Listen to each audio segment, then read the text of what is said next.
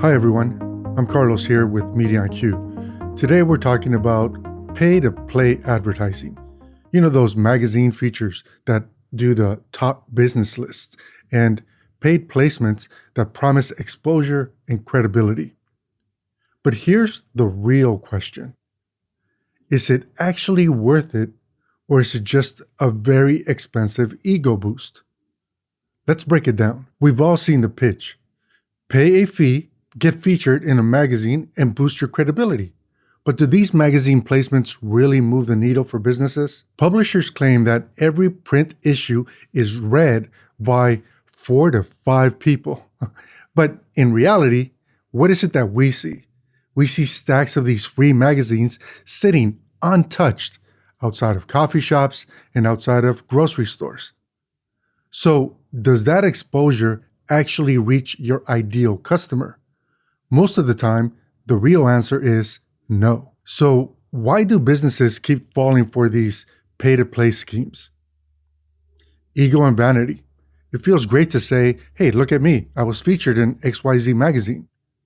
But the question is, does that really lead to more leads, sales, or conversions? And the answer, of course, is not really. FOMO, right? Fear of missing out. If your competitors are getting featured, you might feel the pressure to do the same. But just because others are doing something, it doesn't mean it's effective. Another reason might be the illusion of exposure. Many businesses believe that appearing in print will drive brand awareness. The reality? If a publication's audience doesn't align with your ideal customer, it's just an expensive experiment. When does pay-to-play make sense? There have to be some cases where pay-to-play advertising could work. And I would say, sure, under the right conditions. So for example, building early credibility. If you are just launching, a paid feature might help establish visibility, but it shouldn't be your only strategy. Another case could be a targeted niche. If a magazine directly reaches your ideal client base and there is a measurable ROI, it could be worth considering. If you're promoting an event, if you're launching a high-value event, a strategic feature could add credibility. But even in these cases, you need to evaluate the investment carefully.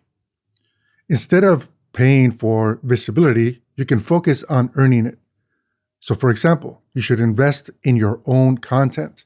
You can create valuable blogs, videos, and through thought leadership content on LinkedIn, YouTube, and your website, you could build those audiences. You can invest in digital ads with measurable ROI instead of just paying for those untrackable magazine placements. You can use Google ads, social media ads, and retargeting campaigns to drive real results. Build your brand with earned media.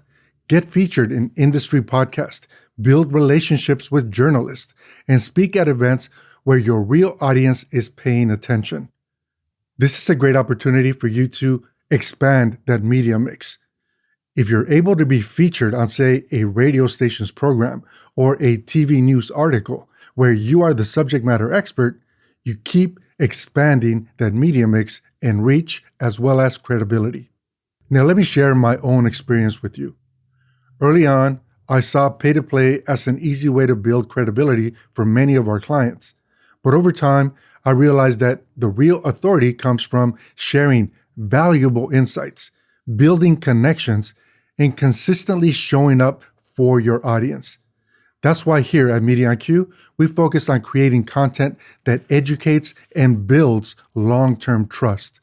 And that's the key to lasting influence. So what's the takeaway? Real influence isn't bought, it's built. Instead of paying for this one-time exposure, invest in content, invest in strategy, and use marketing tactics that actually move the needle. If you want to learn how to maximize your marketing budget and drive real business growth, download our free guide at MediaOnQ.com. If you found this valuable, don't forget to like, share, and drop a comment below. What are your thoughts on this pay-to-play advertising? Let's discuss. Thanks for watching, and I'll see you in the next video. Take care.